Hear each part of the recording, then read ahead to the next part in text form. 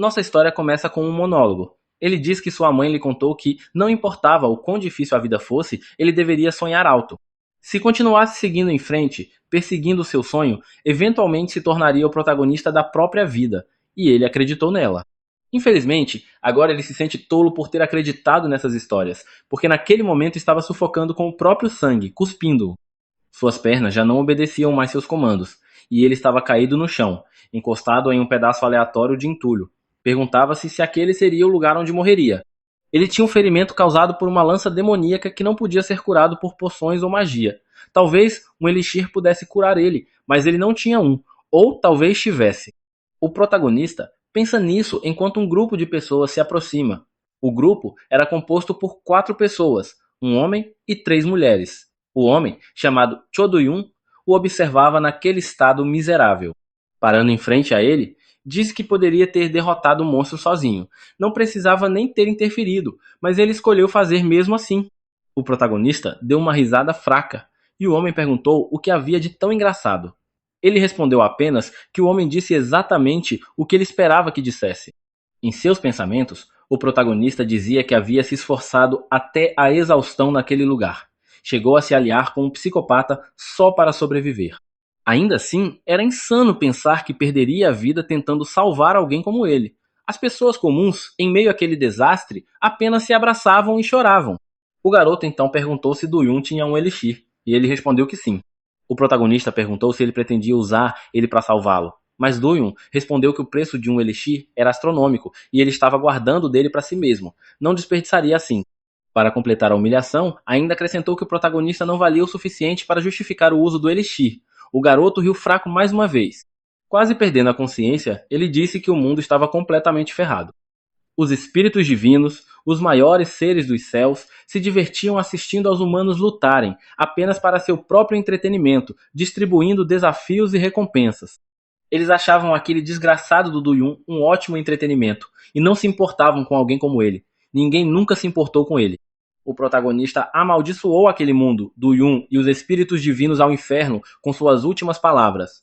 Uma das mulheres o repreendeu, mas Duyun a interrompeu. Levantando a mão, perguntou ao protagonista por que ele havia feito aquilo. Ele só precisava fornecer informações e observar as lutas. Por que escolhera lutar? O garoto respondeu que estava cansado de permanecer nas sombras, cansado da própria vida. Tinha chegado ao seu limite e por isso começou a rir novamente. Duyun perguntou se ele havia feito aquilo só para salvar alguns civis. Provavelmente diria mais, mas algo o interrompeu. Uma figura apareceu acima deles e todos olharam para cima. Era um Teller, uma raça que intermediava entre humanos e os espíritos divinos e que havia traído a humanidade para os outros seres. Empolgado, o mensageiro disse que eles haviam se saído bem na missão de sobrevivência. O protagonista apenas pensou que eles não se importavam com o sofrimento humano. O mensageiro então disse que o próximo desafio os aguardava. O fim estava próximo e eles deveriam dar o melhor de si. O protagonista mandou Duyun ir embora. Só queria que ele e seu grupo o deixassem. A ruiva reclamou de ser chamada de capanga por ele, mas a outra garota pediu que ela deixasse pra lá. O rosto de Duyun demonstrava raiva, o que deixou o protagonista curioso. Perguntou se o homem usaria o elixir nele por estar triste com sua morte, mas isso claramente não era o caso. O homem apenas se virou, e junto com seu grupo, deu-lhe as costas, abandonando-o ali. Suas verdadeiras últimas palavras foram um simples adeus. Mais uma vez, ele sentiu uma dor insuportável e vomitou sangue. Tudo o que conseguia pensar era que, no fim das contas, ele fracassou em ser o protagonista da própria história. Falhou naquele mundo e em sua trajetória. Nunca foi o protagonista de nada. Ele realmente acreditou que era o fim, mas então uma luz azul se aproximou, e ele abriu os olhos para ver do que se tratava. O garoto então se perguntou para que havia vivido até aquele ponto. No mínimo, esperava que o paraíso fosse real no final dessa vida. Arrependido, o protagonista disse que, se tivesse uma segunda chance, se pudesse consertar seus erros, ele subiria mais alto do que qualquer um naquele mundo. Tão alto que não precisaria invejar ninguém e poderia sentir orgulho de si mesmo. Só queria viver uma vida assim. Erguendo as mãos para o céu, ele derramou lágrimas enquanto sua visão desaparecia para sempre. A cena muda, e agora vemos uma quantidade absurda de criaturinhas minúsculas, com seus buracos, revelando vários fantasmas pequenos. O protagonista abre os olhos e se pergunta onde, diabos, estava. Será que ainda estava vivo? Aquilo era impossível. Ele havia sido perfurado por uma lâmina demoníaca amaldiçoada. Não havia como ter sobrevivido àquele ataque. De repente, parece ver seu próprio reflexo e fica em choque. Ele agora era uma daquelas criaturinhas que vimos no início da cena. Apavorado, grita perguntando o que eram aquelas coisas. Uma voz diz: "Parece que todos estão aqui agora." E isso chama a atenção do protagonista. Ele vê uma criatura humanoide com cabeça de cervo. Era um Teller, mas este parecia diferente dos que costumavam aparecer para os humanos. Virando-se para as criaturinhas, ele diz que vai explicar brevemente a situação em que todos estavam. Agora, eles seriam os mensageiros. Todos estavam ali para provar seu valor. Essa ideia absurda confunde o protagonista. Havia uma empresa chamada Celestial Corp A, C. Mesmo sem entender tudo, o mensageiro diz que a explicação termina ali e, de repente, um portal se abre sobre todos eles. Enquanto as criaturas caem no vórtice, o Teller diz para eles mostrarem do que são capazes. As criaturas gritam enquanto caem no vazio infinito do espaço. O protagonista se pergunta o que estava acontecendo. Será que ia morrer de novo? Uma tela de sistema aparece na frente dele com a mensagem Bênção de Gênesis ativada. Várias bolhas se formam ao redor das criaturas, protegendo-as e impedindo que caiam no vazio. O protagonista começa a entrar em pânico porque não consegue respirar dentro da bolha, mas por outro lado, ele nem sequer tem um nariz. Como ele estava respirando antes? A tela do sistema exibe sua primeira missão. Agora ele era um Teller e precisava presentear os espíritos divinos com boas histórias. Tinha apenas 1 hora. Se falhasse, perderia a vida de vez. Isso deixa o protagonista furioso. Como podiam colocá-los numa situação assim? Antes que pudesse reclamar mais, algo prende sua atenção. À distância, ele vê a Terra, mas aquele planeta havia sido destruído anos atrás. Como isso era possível? O protagonista percebe que está mesmo no pós-vida, mas foi reencarnado como um contador de histórias e nota que está no passado. Ainda sem entender direito o que está acontecendo, decide se concentrar na missão, especialmente porque o cronômetro já marcava 57 minutos. Se ele estava no passado, quando a Terra ainda existia, então essa era a era em que os coletores ainda estavam ativos. Mesmo antes da destruição do planeta, a vida lá não era normal. Diversos portais haviam se aberto e monstros começaram a sair. Os coletores os caçavam. O protagonista pensa que deve escolher um coletor que ainda não tenha contrato, mas havia algo estranho nessa missão. Todo coletor precisa de um contrato com o Teller para se fortalecer e conseguir patrocínio dos espíritos divinos. Essa missão não parecia tão difícil de cumprir. Ele aperta o botão de aceitar missão. A tela do sistema indica seu destino. Ele tinha que ir para Sul, na Coreia do Sul. Por que não estou surpreso? Ele pensa. Sempre acabam indo parar lá. O protagonista luta para apertar o botão da missão na tela do sistema por causa do quão curtos eram seus braços. Tremendo de esforço, ainda reclama por não ter dedos. Algo estranho acontece e sua atenção se desvia. Enquanto isso, observando pelas telas do sistema, o Teller que os contratou fica curioso. Ele nota que a maioria daquelas criaturinhas não entendia a situação em que estavam, e já pensava que aquele grupo não seria muito promissor, mas então algo chama sua atenção. De repente, a criaturinha que era o protagonista se transforma em um humano. Até ele mesmo se espanta com a transformação e se pergunta se aquilo aconteceu porque ele realmente queria muito, afinal, estava frustrado com a falta de dedos. Antes que pudesse se perder em pensamentos, decide focar na missão. Aquilo era muito mais importante. Após apertar o botão, ele desaparece. As outras criaturinhas também notaram a transformação do protagonista e se perguntavam como ele conseguiu fazer aquilo. O Teller que os contratou ficou pasmo ao ver que ele havia se tornado humano. Aconteceu rápido demais. Aquilo não era normal. Em apenas 3 minutos, ele alcançou uma transformação que normalmente levava de 2 a 4 semanas. Agora, tudo parecia muito mais interessante aos olhos daquele Teller.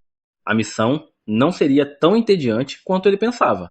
Agora estamos na capital da Coreia do Sul. O protagonista estava numa rua observando tudo, ainda sem saber exatamente onde estava, mas algo chamou sua atenção no momento seguinte. Ele estava em frente à Associação dos Coletores, e aquilo era impressionante, pois ela deixou de existir depois que o apocalipse começou. No fim, o protagonista decidiu parar de pensar nisso, pois precisava se concentrar em encontrar um coletor primeiro. Então, abriu a janela do sistema. Havia alguns pontos vermelhos no mapa, provavelmente coletores que já tinham contrato, e pontos azuis, que indicavam os sem contrato. Se suas suposições estivessem corretas, ele precisava assinar um contrato com alguém que tivesse pelo menos algum talento, ou estaria em apuros. Ele ainda refletia sobre a dificuldade disso quando um policial se aproximou e chamou sua atenção. Ao olhar para trás, viu o policial perguntando quem ele era e se era um coletor, mas o protagonista respondeu apenas que estava procurando alguém. O policial ficou furioso com sua atitude e agarrou seu ombro para tirar ele dali. Imediatamente, o sistema reagiu e o policial recebeu um choque elétrico tão forte que soltou o protagonista na hora. Chocado, o policial perguntou se ele era um teller, ao que o protagonista respondeu que sim. O policial se desculpou, dizendo que achou que ele fosse humano. Quando o policial saiu correndo, o protagonista teve certeza de que estava mesmo no passado, pois os tellers eram tratados com grande respeito nessa época. Mas isso não importava para ele. Então foi embora e começou a procurar um coletor com quem pudesse fazer um contrato. Observando as pessoas pela janela do sistema, ele podia ver nomes e idades, mas aquilo não ajudava em nada. Fechando a janela do sistema, pensou que não tinha tempo para ficar entrevistando todos os coletores que encontrasse. Olhando à frente, notou algo que chamou sua atenção. Uma mulher na multidão com a mão dentro das calças do namorado. Não, espera. Na verdade, era outra coisa. Havia alguns livros ali, mas parecia que só o protagonista podia vê-los. Aquilo não era uma janela do sistema. Parecia ser outra coisa, e ele se perguntou se era uma habilidade única sua.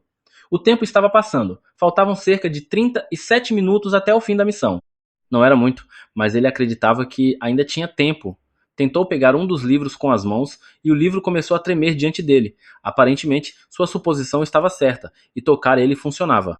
Curioso, o protagonista pegou um dos livros ao alcance para ver o que estava escrito, mas o que viu o deixou completamente chocado. A habilidade que possuía era extremamente poderosa, e isso o deixou empolgado. Será que essa habilidade era mesmo exclusiva dele? Faltavam apenas 3 minutos para o fim da missão. Os outros tellers já haviam encontrado pessoas com quem assinar contratos. Apenas o protagonista restava. O teller que os observava parecia decepcionado com ele. Faltava 1 minuto e ele já acreditava que o protagonista iria morrer. Por mais talentoso que fosse, não havia como completar a missão em 1 minuto. Mudando para a perspectiva de Yuyan, vemos ele observando uma garota comendo miojo, que ficou surpresa ao ver ele. Assustada, a garota caiu para trás e perguntou o que ele era. Disse que chamaria a polícia se ele não saísse de sua casa imediatamente. O protagonista não respondeu nada, o que deixou a garota ainda mais assustada, perguntando se ele ao menos podia ouvir ela. Um livro apareceu diante da garota, e vemos que ela se parecia bastante com a Debbie, do jogo Rainbow Six Siege. Ela ficou sem palavras diante daquela visão. Sorrindo de forma estranha, o protagonista simplesmente disse que a havia encontrado. Seria possível que ele a conhecesse do passado? O mundo em que o protagonista se encontrava era um mundo misto, onde o real e o abstrato coexistiam. O físico e o espiritual estavam entrelaçados.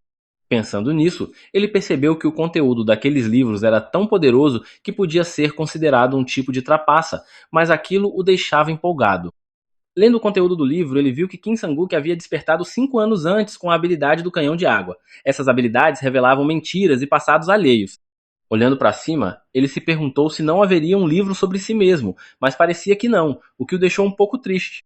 Ainda assim, ele pegou o livro de outra pessoa e se perguntou por que cada um tinha cores diferentes. Começou então a ler o novo livro. O conteúdo do novo livro o levou a formular uma teoria. Se estivesse certo, então não existiam apenas livros de bronze e prata. Era bem possível que existissem livros dourados também. E quanto melhor a cor, mais valiosa era a vida que aquela pessoa havia levado. A aura dos livros mostrava a habilidade inata da pessoa e seu potencial de crescimento. Portanto, a aura era ainda mais importante que a cor. E pensar que ele podia ver o potencial das pessoas antes mesmo de assinar contrato com elas era algo incrível. Isso o colocaria à frente de todos. Percebendo que ainda tinha tempo para encontrar alguém, entendeu que havia apenas uma coisa a fazer: procurar o maior potencial possível. Teletransportando-se, disse a si mesmo que com essa habilidade certamente conseguiria encontrar a melhor opção. Faltando 10 minutos para o fim da missão, o protagonista já estava no chão, frustrado por não ter encontrado ninguém realmente promissor. Começou a ficar preocupado, pois o tempo estava acabando, mas ainda estava determinado. Era difícil, mas ele não queria se contentar com potenciais medianos, sabendo que poderia encontrar o melhor de todos. Então, recomeçou sua busca. Uma mulher passou por ele e o rapaz perguntou que ano era. Ela respondeu que estavam no ano 23. Ele agradeceu e começou a pensar. Ainda faltavam 5 anos antes de tudo começar a desmoronar. Perguntou-se quem poderia despertar durante esse período com grande potencial. Lembrou-se de 3 pessoas que ficaram conhecidas como os Três Milagres: a Santa Bang Sang, o Cavaleiro do Fogo Imbun e a Imperatriz da Espada, Kang Hiran. Yu Yan abriu o sistema para relembrar os três. Bang Sang era uma figura anônima, impossível de localizar, e Imbun vivia nos Estados Unidos, o que dificultava bastante. Só restava a Imperatriz da Espada, Kang Hiran. Seria ela a garota que vimos comendo miojo? Meu Deus, ela era a mais forte dos três. E ele se lembrou de uma entrevista em que ela disse que se manteve escondida até seus primeiros dias. Assim, o protagonista foi atrás dela.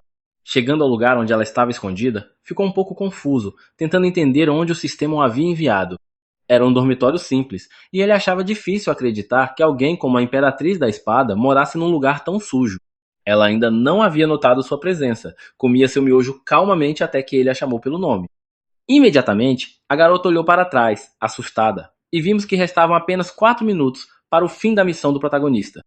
Retornamos à cena em que ela cai para trás, apavorada, tentando entender quem ele era e como havia entrado em seu dormitório. O livro dourado apareceu sobre a garota, mas ela não percebia sua presença e continuava olhando para o protagonista, amedrontada. Sorrindo mesmo suando, o rapaz finalmente disse que a havia encontrado. Colocando-se numa postura respeitosa, apresentou-se como um teller da Celestial Body Inc. C e perguntou se ela era Kang Hiron. Ela confirmou. Yuya então disse que estava ali para assinar um contrato com ela, e a garota, surpresa, perguntou se ele estava falando sério. Naquele momento, o protagonista se perguntou se havia mesmo encontrado a pessoa certa. A garota ficou radiante ao ver alguém interessado em firmar contrato com ela. O protagonista estava inseguro, mas já era tarde demais para desistir. Não havia mais tempo para procurar outra pessoa. Então, disse que era exatamente por isso que estava ali. Ela ficou nervosa e disse que suas habilidades eram ruins. Yuyan perguntou quem havia dito isso, e ela respondeu que todos ao seu redor, então ela havia desistido de se tornar uma coletora. Foi aí que o protagonista entendeu por que ela vivia naquele lugar. Ela ainda não fazia ideia do nível de talento que possuía, e ele explicou isso a ela. Animada, a garota perguntou novamente se ele falava sério, e ele confirmou, aproximando-se dela com um toque levemente sedutor. Explicou que a ajudaria a despertar seu verdadeiro potencial. Ela só precisava assinar o contrato que ele agora segurava em mãos. Restavam apenas 15 segundos, mas ela ainda não havia assinado, o que começou a deixar o protagonista muito nervoso. No instante seguinte, ela perguntou onde estava sua caneta, e o protagonista imediatamente lhe entregou uma. Enquanto ela assinava o nome no contrato, o protagonista a pressionava para ser rápida caso contrário.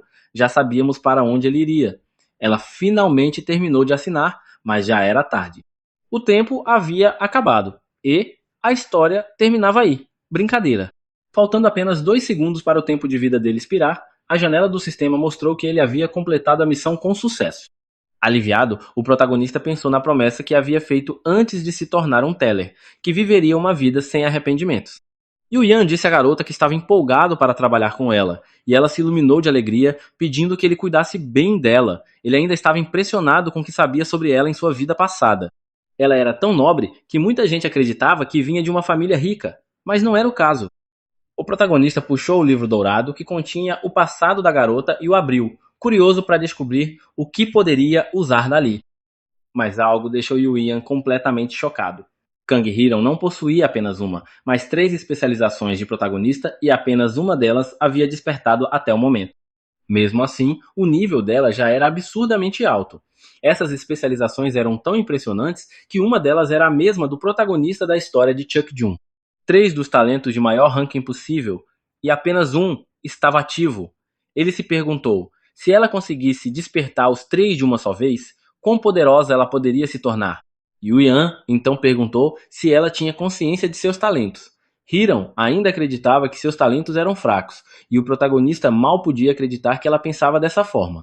Ela explicou que, durante seu treinamento, foi orientada a não comentar sobre seus talentos, mas Yuya lembrou a ela que agora eles tinham um contrato. Rindo, ela finalmente revelou que o nome do talento era Espadachim da Era Goryu, e comentou que o nome soava como uma piada. Yuyan ficou atônito com a leveza com que ela tratava aquilo.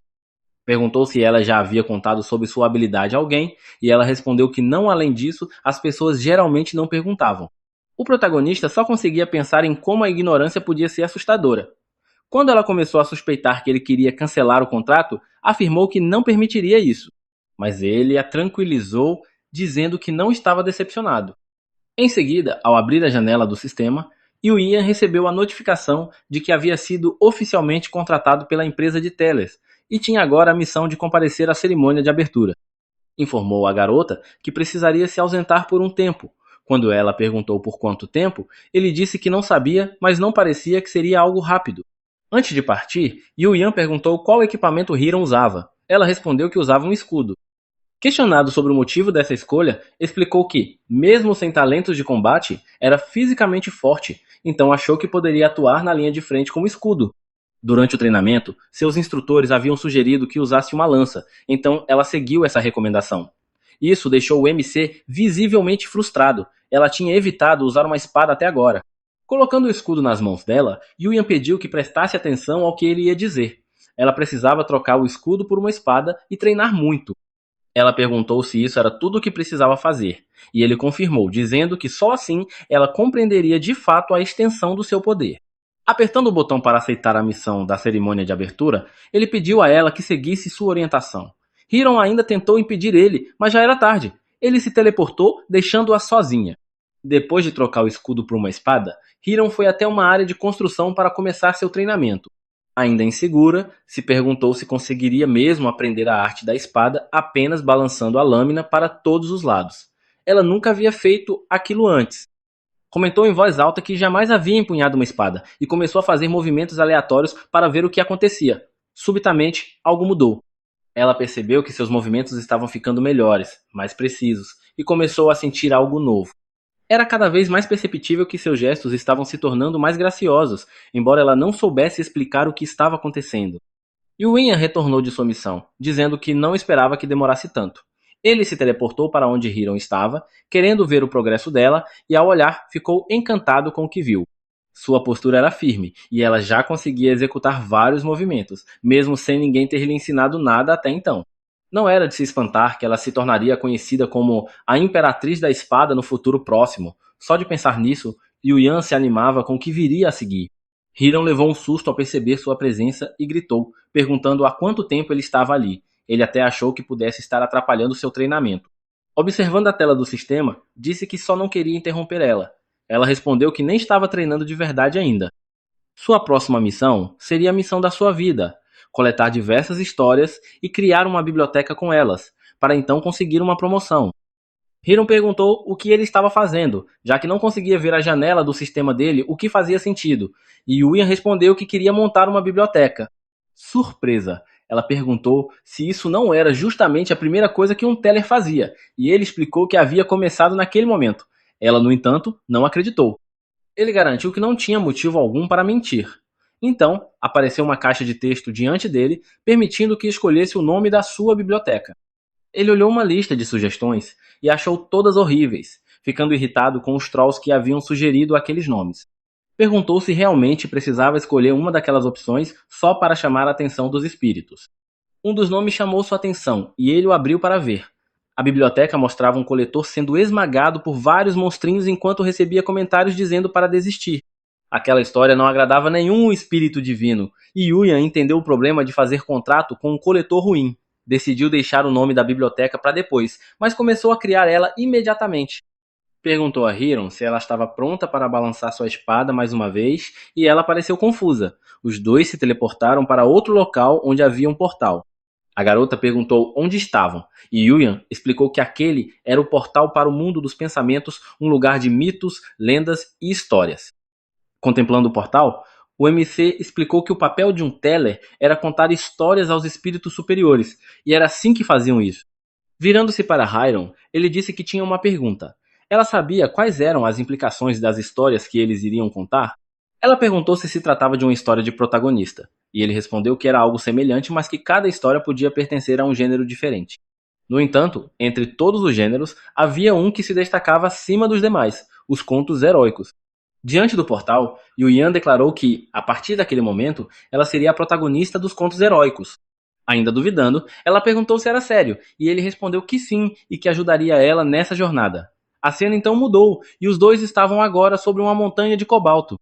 O MC perguntou se ela conhecia aquele lugar, e Hiram respondeu que sabia um pouco. Foi então que Yuyan abriu a janela do sistema e com ela abriu também sua nova biblioteca. Imediatamente, alguns espíritos superiores começaram a entrar no local, já interessados em ver que tipo de histórias seriam contadas ali. O protagonista começou a falar com eles, apresentando-se. Logo, percebeu que eram os mesmos que haviam deixado comentários negativos na outra biblioteca.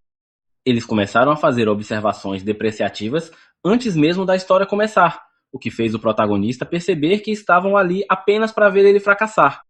Dando um passo para trás, ele explicou que iria para a sala de observação contar a história e que a garota teria que lutar sozinha.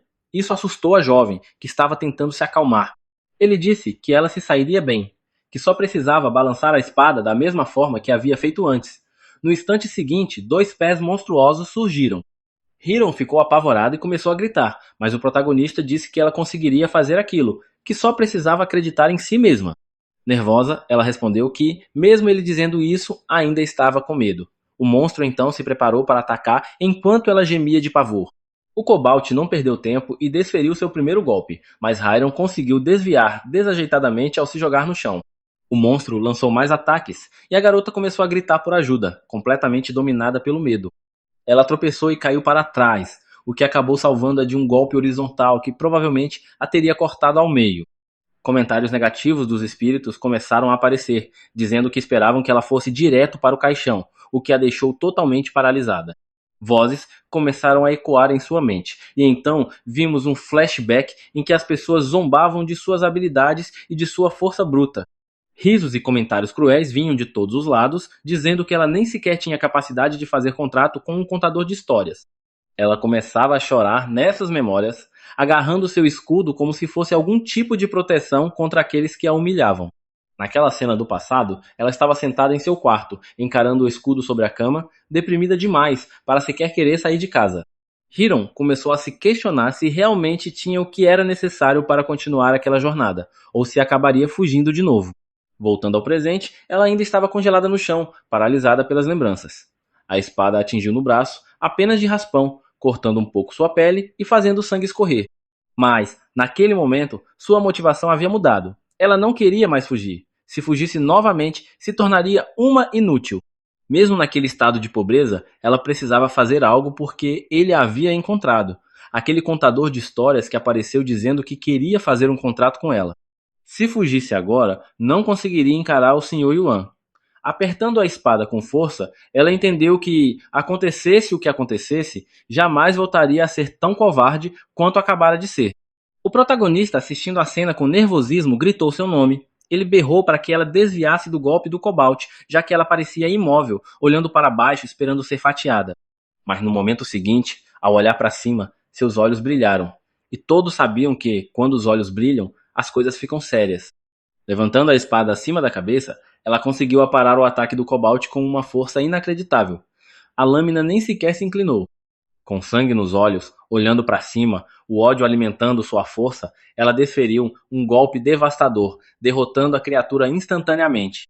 Os espíritos divinos ficaram completamente pasmos com tudo o que havia acabado de acontecer. Nem mesmo o protagonista conseguia acreditar no que havia presenciado.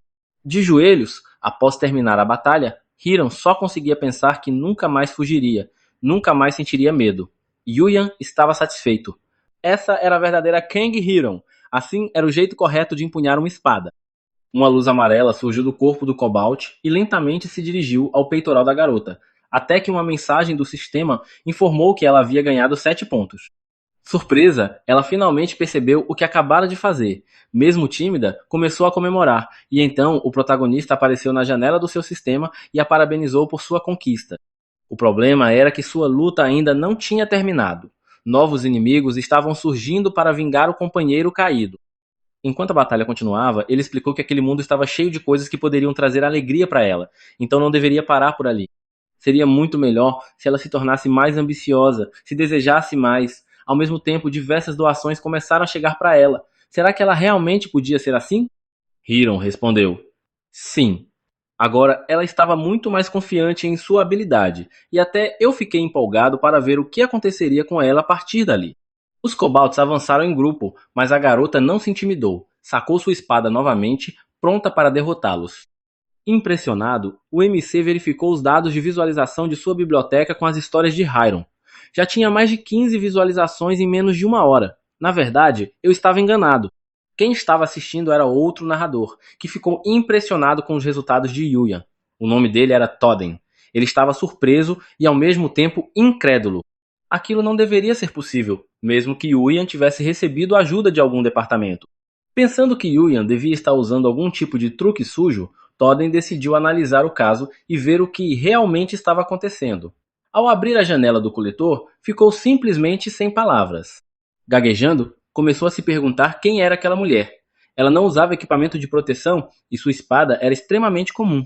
Depois de ver todos os tipos de coletores, essa era a primeira vez que via alguém tão incomum. Ela estava ficando mais forte a cada minuto. Os Cobalts, percebendo que não poderiam enfrentar ela, começaram a chorar e fugir, e o MC percebeu que ela havia ficado muito mais poderosa em pouquíssimo tempo. Convencido, ele começou a perguntar aos espíritos divinos o que achavam de Ryun, mas deixou claro que aquilo ainda não era tudo o que ela podia fazer. Ela poderia fazer muito mais. As doações não paravam. Ela estava recebendo milhares de pontos. Hiron chamou por ele e perguntou o que era aquilo. Ela estava diante de algo vermelho, parecido com uma cerca, e ele informou que aquele já não era mais o campo de cultivo. Aquilo era algo que os coletores haviam criado para poder acumular pontos de forma mais consistente. Ela disse que entendia, mas já apertava com força a empunhadura da espada. O narrador sênior que assistia à cena ficou impressionado ao ver que ela já havia alcançado a fronteira logo na sua primeira tentativa de cultivo. Yuyan perguntou se ela estava decepcionada com alguma coisa. Ela respondeu que sim. Agora que tudo tinha acabado, sentia-se um pouco frustrada. O protagonista deixou claro que ainda não havia acabado. Agora que tinham chegado tão longe, podiam ir até o fim. Sob sua orientação, ela atravessaria a fronteira e limparia todo aquele domínio mental, pois eles poderiam ser permanentemente apagados uma vez purificados. Limpar um domínio como aquele fazia com que outro surgisse em outro lugar. Poucos tinham coragem para concluir esses domínios da mente por falta de habilidade. Era exatamente por isso que haviam criado a fronteira, e evitavam limpar tais áreas. Hiron perguntou se isso era realmente certo, e ele respondeu que ela podia culpar ele se algo desse errado. Além disso, ela não parecia nem um pouco alguém que queria parar por ali. Animada, perguntou se era tão óbvio assim, e ele confirmou. Os espíritos divinos também concordaram, pois estavam adorando o que estavam vendo, e ela decidiu que limparia todo o domínio conforme ele havia instruído. Enquanto o MC causava alvoroço para reunir apoio para Ryun, o narrador de rosto de lagarto estava em descrença diante do que ela estava prestes a fazer. Hiram preparou seu golpe, mas ele não acreditava que ela tivesse poder suficiente para destruir aquela borda. Um protagonista nunca deve desistir de seus objetivos. Hiram deu apenas um salto.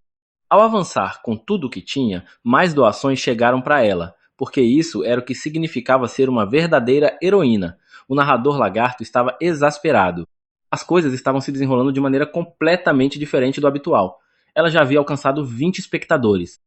No passado, a história era cheia de aventuras, mas os coletores haviam escolhido o caminho mais fácil, o que fez os espíritos divinos perderem o interesse. Por isso, decidiram desencadear um apocalipse só para tentar obter uma história interessante. Yuyan sabia como aquele mundo terminaria, por isso estava determinado a criar um futuro diferente daquele de sua vida passada. Essa mudança não viria pela intervenção de um forasteiro, mas da própria humanidade.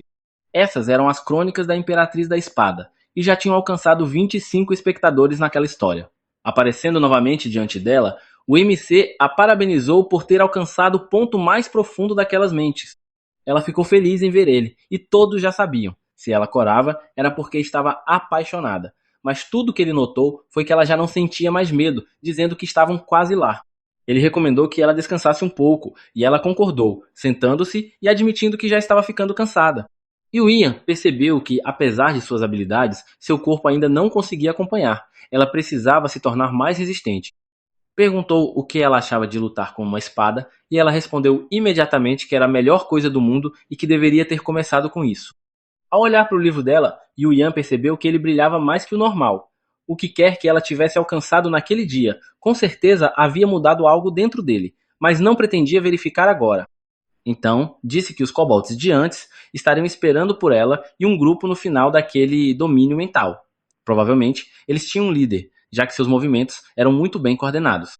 O rosto dela não demonstrava nervosismo, e o MC perguntou o que ela planejava fazer. Se quisesse, podiam parar ali mesmo. Ela deu uma risadinha e perguntou se ele estava brincando, mas ele não estava. Levantando-se, ela disse que iria terminar tudo, pois esse era seu caminho ninja.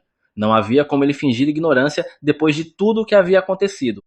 Ele disse que não o faria, pois assumia a responsabilidade por suas palavras, e perguntou se podiam ir agora, ao que ela respondeu: sim. Yuna sorria levemente, pois podia ver que agora ela estava muito mais confiante, e ele não precisaria mais conter ela ou proteger ela. O aviso, no entanto, era claro. Aquilo seria perigoso, então ela precisava ter um objetivo muito bem definido em mente. Ele perguntou se ela sabia como limpar domínios, e ela respondeu que sim. Aquele seria simples. A condição para limpar era uma incursão, e o melhor método era derrotar todos, mas ela precisava se concentrar no líder primeiro. Havia várias formas de limpar um domínio mental, mas naquele caso bastava derrotar um monstro específico, o que a deixou extremamente empolgada. A garota já se dirigia animada ao chefe e até cantarolava, mas o MC a deteve, pedindo que esperasse. Ela precisava trocar de arma primeiro. Ela perguntou por quê, mas ao olhar para sua espada, percebeu que estava completamente danificada. Qualquer impacto a quebraria por completo. A garota começou a chorar, soluçando de desespero, e o MC disse que ela até que tinha durado bastante, considerando que era uma espada de iniciante. Tentando acalmar ela, ele abriu a janela da loja do sistema e disse que ela havia acumulado muitos pontos ao longo do caminho. Então, mostrou algumas das melhores opções. Ela reclamou do preço das espadas, era tudo que havia acumulado até então, mas não tinha escolha. Gastou tudo em uma delas. A espada apareceu ao seu lado, parecia uma rapieira ou talvez uma katana. A lâmina curva deixava dúvidas. E o Ian elogiou a espada, mas ela ainda chorava pela perda de seus pontos, e ele disse que agora ela podia acumular mais, então era hora de partir. Os Cobalts já estavam à espera, com o líder observando à frente de seus subordinados. Hiram chegou reclamando que era culpa deles ela ter que trocar de espada, já que a primeira havia se quebrado. Suando de medo, os Cobalts perceberam que Hiram se aproximava. Ela era uma ameaça real que nunca haviam enfrentado. Avançando contra os monstros, a garota gritou que teve que gastar todas as suas economias por causa deles. Com um golpe extremamente poderoso no chão, uma explosão se formou, lançando vários monstros para longe. Ela gritava que todos ali estavam condenados e começou a desmembrar vários deles enquanto berrava sobre seus pontos desperdiçados. O ódio era visível em seus olhos. Em um salto, ela partiu para atacar o chefe. É incrível o que a perda de dinheiro faz com a mente das pessoas. O chefe Cobalt chorava de desespero, gritando, mas já era tarde demais. Com um único golpe, Hiram separou sua cabeça do resto do corpo, encerrando aquele domínio de uma vez por todas. A cena muda para um café, onde a garota comia um bolo tão delicioso que mal acreditava que aquilo existia. O MC perguntou se era mesmo tão bom, enquanto tomava seu café, e ela confirmou que sim, nunca havia comido nada tão gostoso na vida. Yuen achou a reação um pouco exagerada, mas compreensível, considerando que ela havia passado os últimos anos comendo apenas miojo barato. Ele disse que ela poderia comer aquilo todos os dias, desde que continuasse ganhando tantos pontos quanto naquele dia. Só precisava tomar cuidado para não engordar. Mudando de assunto, ela perguntou o que ele quis dizer quando afirmou que sabia o verdadeiro significado de seu talento da Era Goro. Yuyan perguntou se ela conhecia alguém chamado Chuki Jung. Ela fez uma cara de quem não fazia ideia. Descobrimos que Jung Yang era um soldado comum, nada além de um funcionário público de baixa patente. No entanto, um dia ele escalou as muralhas de um castelo dominado pela tribo Gurchin e simplesmente eliminou tudo. Ele não apenas derrotou sozinho os inimigos ao seu redor, como dizimou impiedosamente dezenas de milhares deles ali mesmo. Um boato se espalhou dizendo que ele havia ultrapassado os limites humanos, o que lhe rendeu o apelido de Mestre da Espada da Era Goryeo. Hiram ficou impressionada com a história, mas perguntou por que nunca tinha ouvido falar dele. O MC respondeu que o nome do amigo era estranho. Ela ficou ainda mais curiosa e quis saber qual era o nome, mas o MC se recusou a dizer. É Voldemort ou algo assim? Ela insistiu. Yun ficou constrangido e pediu que parasse, pois estava começando a se sentir desconfortável e ameaçou denunciar ela por assédio. Disse que, se ela quisesse saber, que procurasse sozinha. Ela abriu o celular para pesquisar, incrédula de que o nome pudesse ser tão ruim, mas ao ver o nome, corou intensamente, extremamente envergonhada. Vi nos comentários que era a versão coreana de Kingside D. Furiosa, ela jogou o celular na cabeça do protagonista, chamando-o de pervertido e dizendo que seria ela quem o denunciaria por assédio. O MC respondeu que, mesmo tendo sido apagado da história por causa de seu nome, isso não diminuiu o valor do guerreiro nem sua força. Animada, Hiram perguntou se aquilo significava que sua habilidade era considerada especial. Essa atitude um tanto infantil fez o MC se perguntar quando ela finalmente se tornaria a verdadeira Imperatriz da Espada, como fora em sua vida passada. Pegando-a pelo braço, disse que não havia mais tempo para conversas fiadas, era hora de colocar os planos em ação. Ela seguiu o MC, perguntando o que ele queria dizer com isso, e ele explicou que precisavam trabalhar a imagem dela. Ela reclamou que ainda não tinha terminado o bolo. Hiram perguntou se ele achava mesmo que aquilo estava certo, e ele disse que, em sua opinião, estava perfeito. Pediu que ela revisasse suas instruções, nada de risadinhas bobas, e cuidado com o comportamento diante dos espíritos divinos. Ele assentiu e disse que era hora de ir. Os espíritos começaram a entrar na sala, e ele já conseguia ver que havia mais gente do que na primeira história. Alguns espíritos estavam pasmos. Suas reações variavam de todas as formas possíveis, e isso deixou o MC curioso. Finalmente entendeu o motivo. Eles nunca haviam visto Kang Hiron vestida adequadamente antes, e ela estava deslumbrante. O MC pensou: se você perguntasse qual a característica mais importante em um personagem, a maioria diria força. No entanto, se perguntasse qual a segunda característica mais importante, as respostas variariam muito mais. Na opinião dele, o mais importante depois da força era a aparência. Ele sabia que ela poderia ganhar muito mais atenção sendo bonita, e estava certo. Antes de seguir para o próximo domínio, ela ainda precisava aprender algo. Ele entregou algo em suas mãos e disse que era a história que ele havia comprado mais cedo, perguntando se era a primeira vez que ela via aquilo, e ela respondeu que sim. Apesar de seus talentos excepcionais, ela ainda precisava aprender a se preparar para cada missão, e aquilo ajudaria. A garota agradeceu por isso. Começou a absorver as histórias e Yuen perguntou como ela estava se sentindo. Ela respondeu que se sentia revigorada, ao que ele disse que isso era ótimo, a maioria dos coletores se sentia mal depois de absorver tantas de uma vez. Hiram estava prestes a perguntar quais pontos ele usava para conseguir aquelas histórias, mas o MC a interrompeu dizendo que era hora de fazer o show. Ao entrarem no novo domínio, ela perguntou que tipo de lugar era aquele. Parecia um labirinto, mas, mais uma vez, foi interrompida por Yuan. Entendendo a situação, ela mudou sua postura, descrevendo o local como desolado e vazio, e o MC explicou que aquele era o labirinto de Kree. Já haviam feito várias tentativas de limpar aquele lugar completamente, mas sem sucesso, e essa era a missão dela agora. Hiram perguntou por que ninguém havia conseguido antes, e ele respondeu que nunca haviam descoberto as condições de conclusão daquele domínio. Enquanto caminhavam pelos corredores, ela começou a ver vários corpos de pessoas que tinham passado por ali antes e se perderam no labirinto. A garota ficou inquieta, mas o MC pediu que ficasse em silêncio. Ele explicou que aqueles corpos pertenciam a pessoas que haviam entrado recentemente. Mais de 100 pessoas já estavam assistindo à história dela. Até outros narradores estavam observando. Ele estava recebendo muito engajamento. O MC percebeu que os outros contadores tentavam roubar ideias da novata, mas ele não se importava. Seu objetivo era criar fãs fiéis para os dois. Udian pegou um novelo de linha e entregou para Hiram. Ela perguntou por que precisava usar aquilo ali. Labirintos são traiçoeiros, e aquele era pior ainda.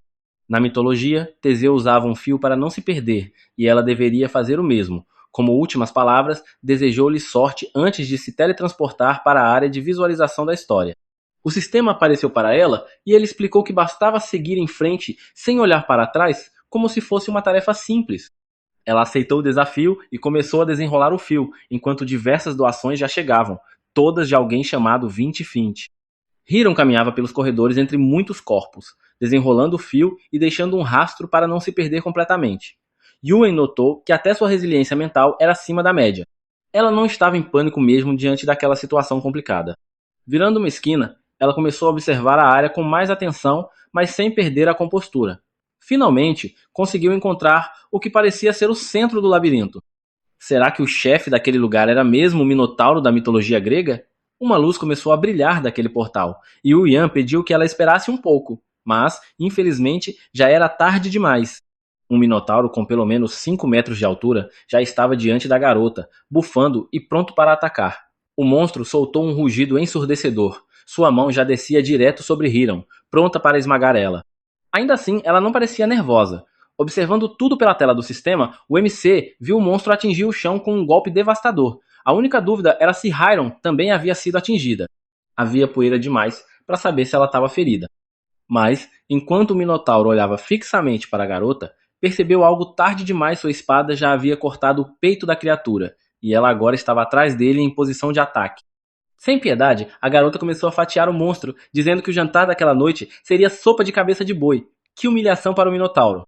Os espíritos divinos perguntavam: confusos, o que era sopa de cabeça de vaca, enquanto o MC se irritava com ela por usar frases de efeito tão clichês.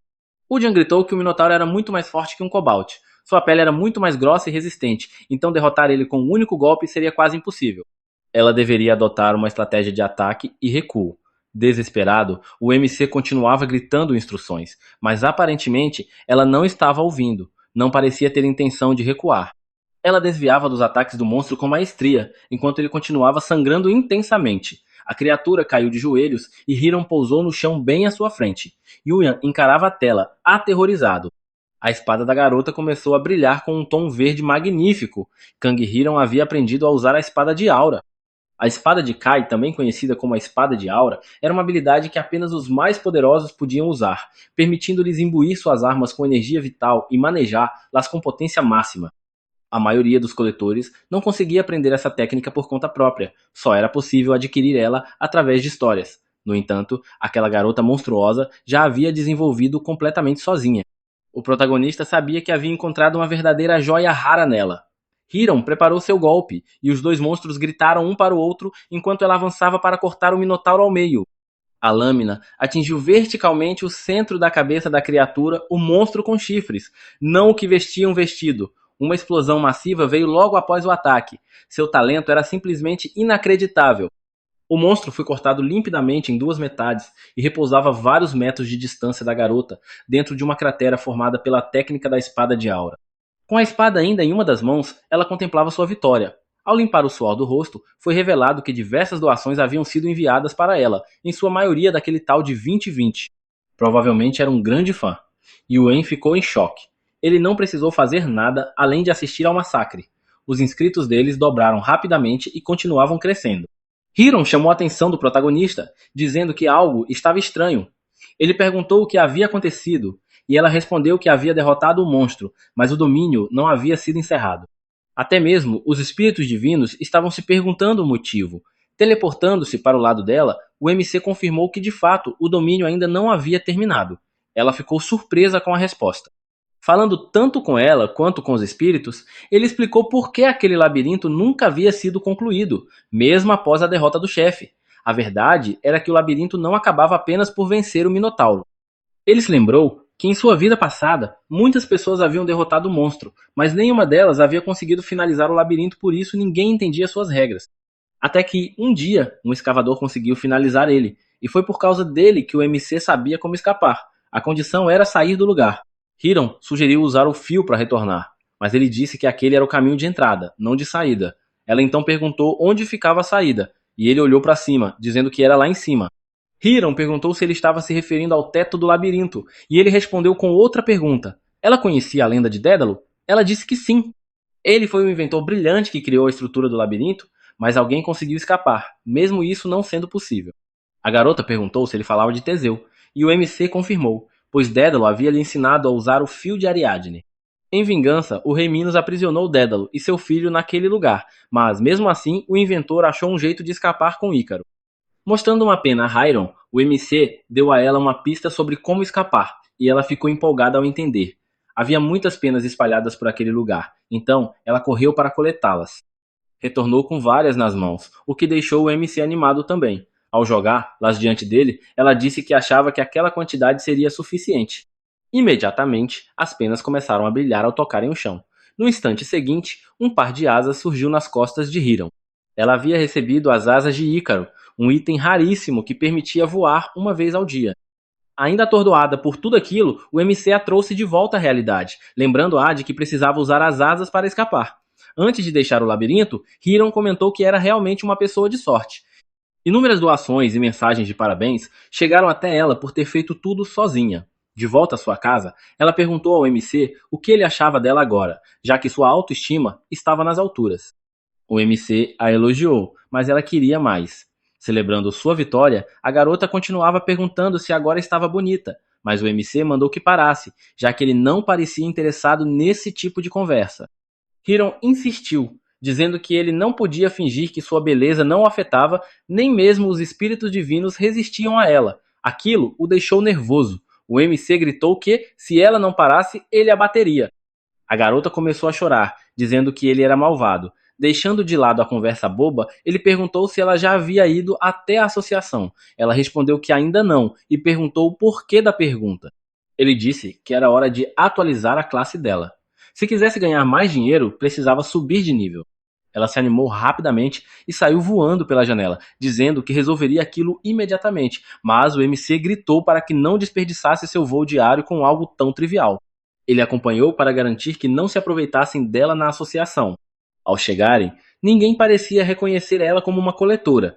Todos que a viam ficavam impressionados com sua aura. Ela já não parecia mais uma coletora comum, mas alguém acima de todos.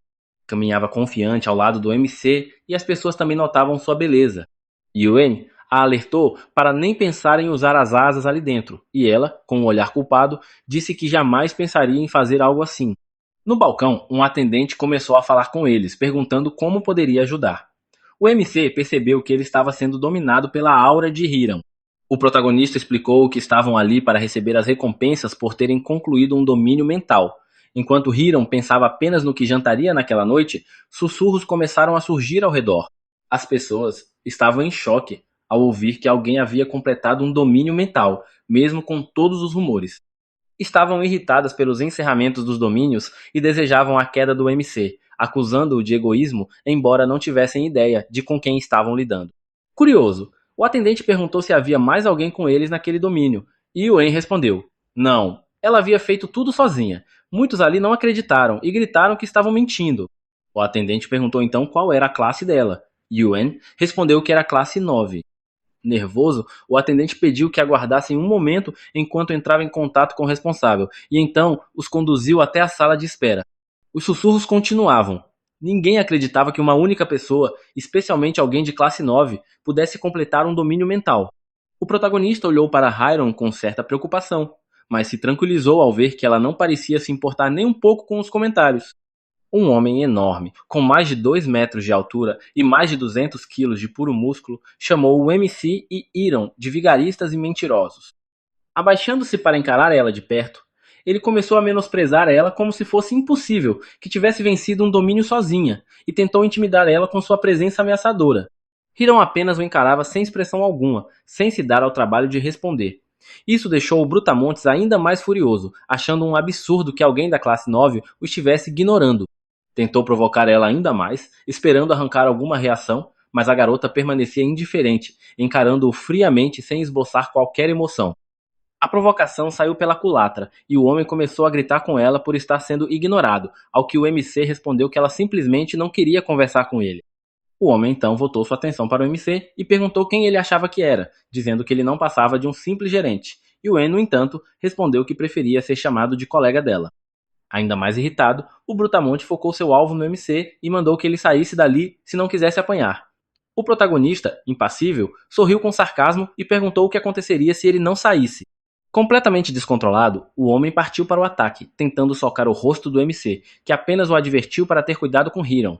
O aviso foi ignorado e o homem investiu com tudo. No instante seguinte, seu enorme braço foi segurado por um outro, muito mais fino, porém visivelmente mais forte. Virando-se surpreso para Hiram, ele a ameaçou, dizendo que era melhor soltar seu braço ou haveria consequências. Mal sabia ele que as consequências seriam todas para si mesmo. Todos ao redor ficaram em choque ao ver Hiram arremessar ele ao chão com tanta força que tudo ao redor se quebrou. O homem caiu inconsciente, e a garota apenas ficou observando a cena, que lembrava bastante o que havia acontecido com o Minotauro se você prestasse atenção. Yuen comentou que havia avisado, cruzando as pernas com indiferença diante de tudo aquilo. Ele tinha dito para o sujeito tomar cuidado, e agora Hiram havia claramente perdido a paciência. Era curioso perceber como ela parecia ter dois lados bem distintos na história. Na verdade, o Brutamonte não havia desmaiado, mas parecia não ter forças para se levantar, nem compreendia o que havia acabado de acontecer. Olhando para Hiram, ele estava em estado de negação, sem acreditar que havia sido derrotado com tanta facilidade por uma mulher. Que tolo machista! O MC o provocou ainda mais, dizendo que ela poderia finalizar ele. Tentando se levantar rapidamente, o homem partiu para mais um ataque, mas Hiram continuava firme, observando tudo sem mudar sua postura. No instante seguinte, para o espanto dos presentes, ela o jogou no chão mais uma vez e terminou com uma chave de braço, dominando-o completamente. Todos ali estavam estarrecidos com o fato de um coletor de classe 7 ter sido derrotado com tanta facilidade por alguém de classe 9. Mesmo assim, o homem ainda não havia desistido. Continuava consciente e, se estava acordado, ainda podia apanhar. Estava furioso por ter sido derrubado 2 vezes. Observando o MC, ele finalmente percebeu que aquele era o plano do maldito gerente o tempo todo, provocar ele até que se expusesse. Levantando-se novamente, ele liberou sua aura com tanta intensidade que pressionou todo o ambiente, fazendo o ar vibrar ao redor. Começou a gritar e xingar o MC sem parar. Foi então que Hiron reagiu de maneira diferente, assumindo uma postura de combate. Yuen também percebeu algo e ficou alarmado. Aquelas técnicas eram artes marciais aéreas. A verdade é que o homem não era tão fraco quanto todos pensavam. O chão da associação começou a ceder ainda mais, deixando as pessoas comuns ao redor em pânico, suplicando para que eles parassem. Mas ele ignorava todos, gritando ainda mais alto contra o protagonista e ameaçando até cancelar sua assinatura vitalícia, tomado por um surto de fúria total. Hiron respondeu à altura, pressionando ainda mais as costas do homem contra o chão e imobilizando-o por completo, deixando-o confuso e sem entender como aquilo havia acontecido. Yuen percebeu, surpreso, que ela havia dominado sozinha mais uma técnica, a técnica do corpo pesado. Ela estava se saindo muito melhor do que ele esperava quando a escolheu. De repente, Hiron começou a corar, por alguma razão desconhecida, e nem mesmo o protagonista entendeu o motivo. As pessoas ao redor estavam impressionadas com a técnica e a força dela, principalmente com o fato de ter derrotado um coletor de classe 7 com tamanha facilidade. Alguém começou a gritar, perguntando o que eles estavam fazendo ali, e 2 homens de terno se aproximaram para tentar interromper a briga. O MC notou que os homens demoraram para agir, o que indicava que haviam recebido ordens para não intervir de imediato. Então, outro homem apareceu, questionando se eles achavam que estavam causando comoção o suficiente para chamar tanto a atenção. Ele parecia ser o responsável pelo lugar. Yuen perguntou se ele era o encarregado daquele local, e o homem confirmou, em seguida questionando quem ele era. O MC respondeu que era colega de Hiron. Ela havia se envolvido no incidente, mas eles não haviam começado a confusão. No máximo, foi um confronto de opiniões. O outro sujeito havia agido de forma unilateral, e a garota apenas reagiu, sendo obrigada a conter ele. Ela havia agido em legítima defesa. O homem parecia não estar completamente convencido, mas o MC explicou que Hiron não tinha um arranhão sequer e só havia agido para se proteger e proteger os demais presentes. Yuen completou dizendo que o encarregado deveria, na verdade, agradecer pela eliminação imediata da ameaça, o que fez o homem finalmente concordar.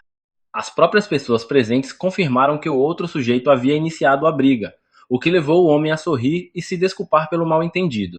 Chegando ao ponto principal, o MC perguntou quando chegaria o responsável pelas recompensas da limpeza do domínio. O homem que o MC estava procurando era um velho que explicou estarem tendo dificuldades para processar o pagamento e pediu para conversar com eles em particular. Chamando por Hiron, eles seguiram até o escritório do velho. Enquanto ainda recebia elogios por sua força ao derrotar o Classe 7, Yuen percebeu que aquela havia sido uma estreia pública excelente para a imagem de Hiron, mas o que realmente importava estava prestes a começar. O verdadeiro objetivo do MC era extrair tudo o que pudesse da associação. Observando o livro do velho, o MC sabia que seu potencial não era tão alto quanto o de Hiron, mas ainda assim ele não era alguém que pudesse ser subestimado. Durante a briga, o velho queria pressionar ambos, mas ao ver que a situação sairia do controle, resolveu mudar de atitude. Abrindo a porta do escritório, convidou os dois para entrar.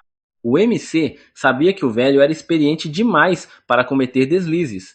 Ele se apresentou como Chujong Mo e disse que, por mais trivial que parecesse, era o responsável por aquele lugar.